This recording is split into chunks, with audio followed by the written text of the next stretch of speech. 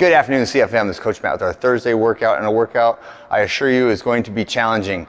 Let us begin with 4 minutes of your choice warm-up pace cardio, and then I want you to get 5 reps each of the following exercises. A quad pull, like so, grab that ankle, reach the opposite hand up, and then a knee hug with an internal, we'll do the internal rotation next, just regular knee hug. Then we're going to the ground for some hip swivel internal rotations. And the way this is gonna work is I'm gonna get into my hip swivel position and leaning however I need to lean, I'm trying to rotate that outside leg so this ankle comes up off the ground. So the motion will be this motion right here. I'm trying to engage the internal rotation muscles in the leg, and do try to do it without like too aggressively leaning towards the floor. You are trying to engage those hip muscles, but a lot of times if all you're thinking about is how can I get that ankle up off the ground, then you'll just do this like whole body motion. I want your body to remain relatively motionless. Even if you can just barely get it up off the ground, that's okay, right? Just try to squeeze it a little bit. Do 5 reps of that, and then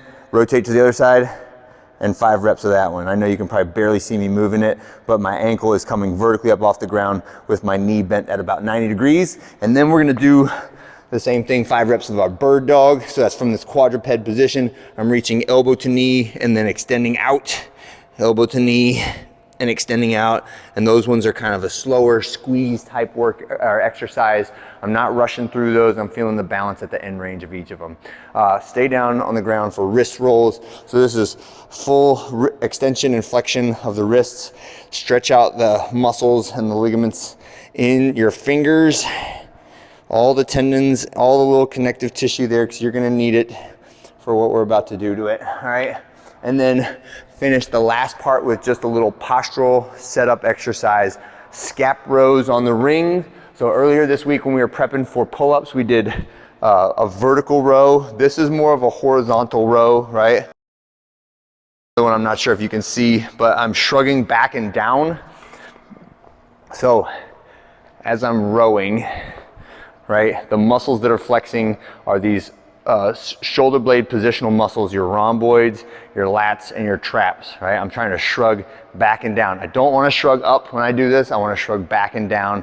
That is the proper setting position for my shoulder blades when I'm about to do any type of carrying exercise or pressing exercise, okay? And we're going to need that for what we're about to do, which is in any increment.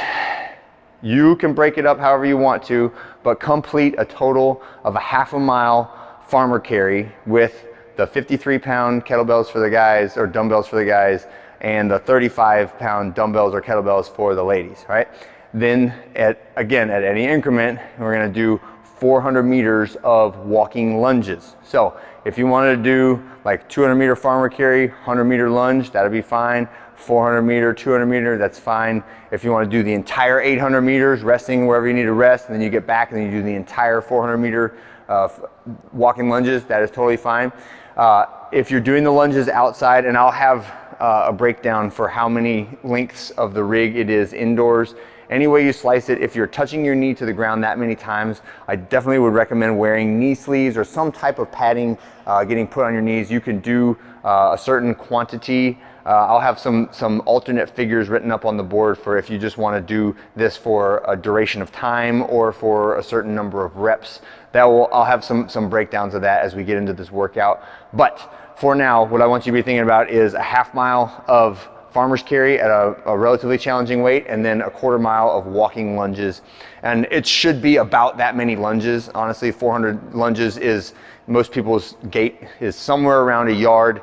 So a 400 meters or 400 yards, roughly the same thing. So we're talking about that many lunges. So this is definitely a longer muscle endurance workout that has a lot of elements of mental toughness in it. You're gonna have to choose when you break and when you push on, and you're gonna have to not dig a hole so deep in the beginning that you're just standing around waiting for your grip to recover. So I'm definitely gonna recommend breaking this up somehow, but on you is the strategy for how to do that, okay?